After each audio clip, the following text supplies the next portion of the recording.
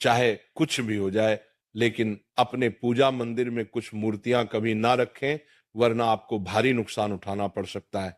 इससे घर में गरीबी और कंगाली आ सकती है। वास्तुशास्त्र के अनुसार कुछ चीजें ऐसी होती हैं जिन्हें पूजा मंदिर में भूल कर भी नहीं रखना चाहिए।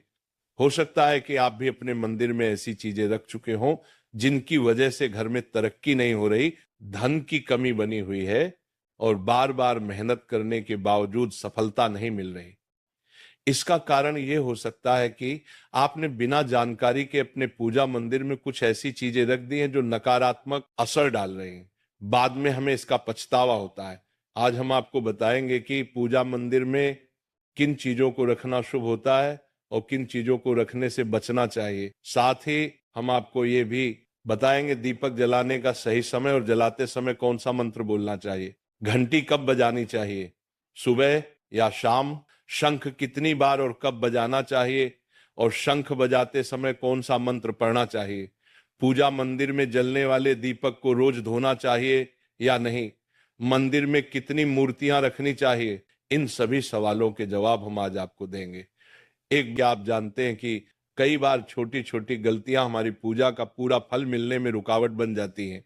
ये गलतियां अनजाने में हो जाती हैं और हम इन्हें मामूली समझकर नजरअंदाज कर देते हैं। हमारे शास्त्रों में इन बातों का विशेष उल्लेख किया गया है ताकि हम अपनी पूजा का पूरा फल प्राप्त कर सकें। आज के इस प्रवचन में हम उन 7 चीजों के बारे में बात करेंगे जिन्हें पूजा मंदिर में भूल कर भी नहीं रखना चाहिए, और उन 5 चीजों के बारे में भी बताएंगे जो पूजा मंदिर में जरूर होनी चाहिए। इन सभी सवालों के जवाब आपको आज के प्रवचन में मिलेंगे। आज का रखना चाहिए और क्या नहीं, ये जानकारी आपके परिवार की तरक्की और माता लक्ष्मी के आशीर्वाद के लिए बहुत महत्वपूर्ण है।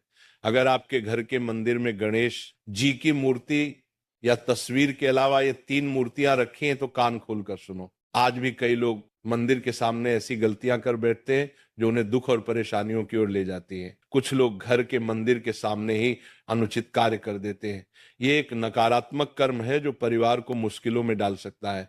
अक्सर देखा जाता है कि पति पत्नी बिना सही समय का ध्यान रखे जब चाहे घर के मंदिर के पास आपस में व्यवहार करने लगते हैं।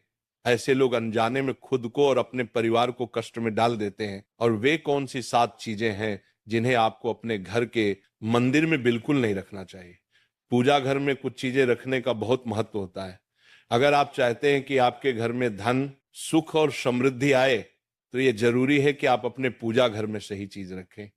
शास्त्रों के अनुसार यदि पूजा घर में कुछ अशुभ चीजें रखी जाए तो ये आपके घर के वातावरण को नकारात्मक बना सकती है और माता लक्ष्मी भी ऐसे घर से दूर हो जाती हैं।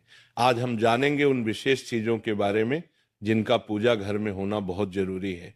तो आज हम इस प्रवचन में हम जानेंगे कि कौन सी वे चीजें हैं जिन्हें आपको अपने पूजा घर से हटाकर कहीं और रख देना चाहिए।